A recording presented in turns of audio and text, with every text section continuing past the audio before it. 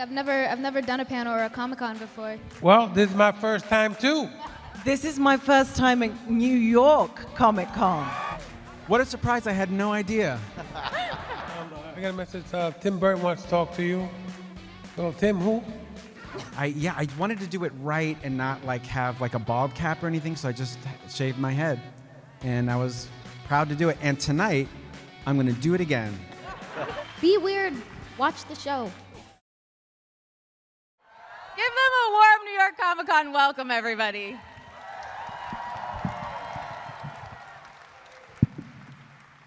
How does it feel for all of you guys to get to be here and finally share a little bit more of Wednesday with all these fans here? It's very exciting. I've never done a panel or a Comic-Con before, so it's really wonderful to see everyone's passion. It's very exciting. Thank you for having us.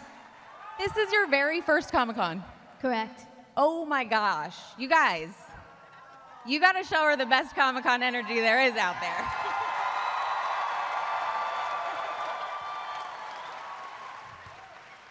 What is it like for you, Luis? Well, this is my first time too. Woo! And I'm just proud that I'm doing this right here in my hometown.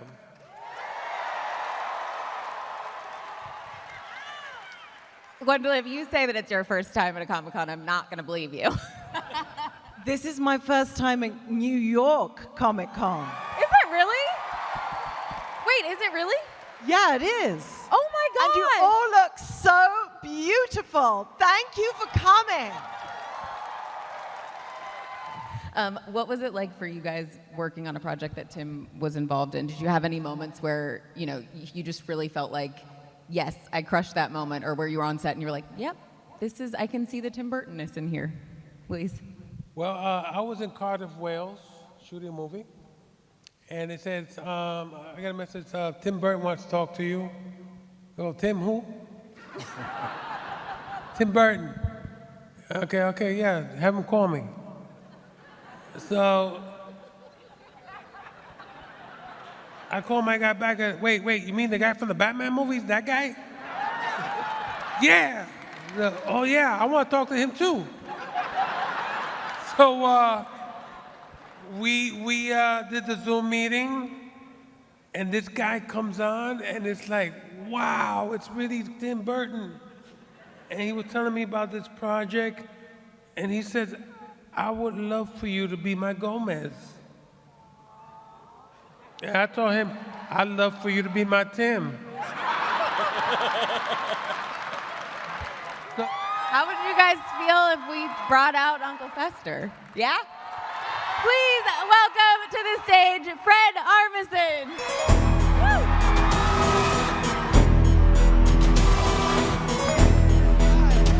Hi, hello, hey New York.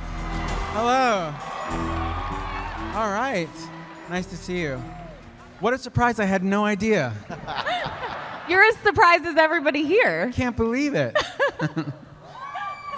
I have to ask, Uncle Fester is such an iconic character. Talk a little bit about what about this character made you say, yeah, I want to come on board for this. And bigger question, did you actually shave your head? I did, I shaved my head, because this is like a role as soon as I heard about it, I was like, oh, I gotta be Fester. I really wanted to do it.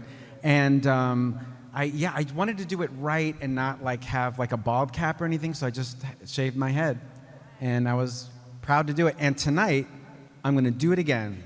I didn't know. We're all gonna do it. I'll do it. Correct. But it was, I loved it. I loved every second of it. We got to shoot in Romania. And I just, I really wanted it to be a little bit like the original TV show, a little bit too. I like the vibe of that, the way that role was. But yeah, it's a tradition. I think Fester is a tradition of the Addams Family. Yeah. I play Larissa Weems. Larissa Weems is the principal of the Nevermore Academy. So essentially, I play a headmistress at a school for outcasts, which many people have said I have been typecast in this role. But Larissa went to Nevermore. Her roommate was Morticia, and Morticia was always brilliant at everything. She superseded all expectation, she excelled at everything, and Larissa was always in her shadow and always struggling to even be second best. Now, Larissa has achieved her dreams of being in charge of the school. She has to deal with not only the bureaucracy as a woman in power of trying to navigate that, but the arrival of Wednesday Addams. And Wednesday presents a strange and discombobulating dynamic between the two women. And that's what I loved so much about this role, is that you have an older, unconventional woman in a position of power, greeted with this revolutionary dynamic, and all sorts of strange things come out of that relationship. As an aside, I just wanted to tell really quickly, when I got to meet Tim Burton, I was so surprised, I don't know if you guys experienced this, at how low his voice is. Because I thought like he'd have like this higher, like wispy voice, but when I talk to him, he's like down here. I don't even know what's in the fridge. It's like this lower By the way, he's register. from Burbank, not Brooklyn. No, but he's got like the vibe of a New Yorker. Also, I like the sentence that you went to is, I don't know what's in the fridge. Yeah, I think I was asking about something. I don't even know what's in the fridge. Yeah, he's a homeboy, a homie. Did you get that vibe from him when you got on the Zoom? Yeah, definitely. He's a man of few words, and it's nice because you kind of have to lean in a little bit because he does mumble a bit under his breath. And you notice he's got a habit of pacing and things like that on set, and he's very vocal. It's one of the joys about working with him, honestly, because he's so authentic in his reaction always, that if he's unhappy with something, you know, and when he's excited about something that he's watching on the monitor, he's reacting like a child and clapping his hands. It's the most endearing, sweet reaction ever. But yeah, he will pace and he will talk to himself, and he goes like that, and he moves his head like that. That's the whole. He's very much in his own head, which I admire. I spoke to Tim Burton. You know, Tim said, "Look, man, I'm not looking for you to be funny. You know, we're going to let that all happen naturally in the words, in the set design, in your outfit. I had to wear these funky teeth. You know what I mean? And I had to learn to talk through them and sing. Yes, I sing. And like I said, just all these little different challenges that were so welcoming. And like I said, and just stepping into those clothes, stepping into that wig, you know, seeing this young woman here portray Wednesday how she did, she used to scare me. I said, this is my daughter. I'm scared of her. Because she was so spot on. She, you know, she just, her flow, her chemistry that she brought to Wednesday is like, I'd never seen it before like that. And that's, to me, what makes this so unique. Yeah, I'll take $20 later. Yeah, I paid him. I'm also discovering, of course, I've seen it all and I've watched it, but I want to see this version. I want to experience it. The other thing is, you know, I've always loved the music of Danny Elfman, and unbelievable. And it just occurred to me watching the clip that to be doing something, you know, while his score is underneath it is just mind-blowing. It's just incredible. So, yeah. Not only him. I mean, we were talking about Look before. Colleen Atwood is a Hollywood legend.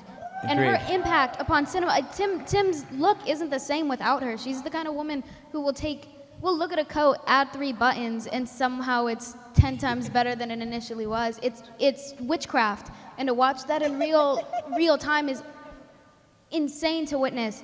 And I mean, everything that she did in terms of establishing look and making everything different. And her and Tim have such a great partnership. I remember doing the fitting for the job, and he would kind of whisper in her ear, and she would kind of take it a little bit. And then she would say, okay, this is what we're doing. She is one of the most impressive women I've ever met or worked with in my entire life. So again, I mean, it's the entire environment and atmosphere that they create, and as people who have collaborated together for such a long time, to be a part of something that they were a part of is an immense honor. But then also watching it is a real treat. The community or passion that you see in a room like this, she's a creepy little freak, and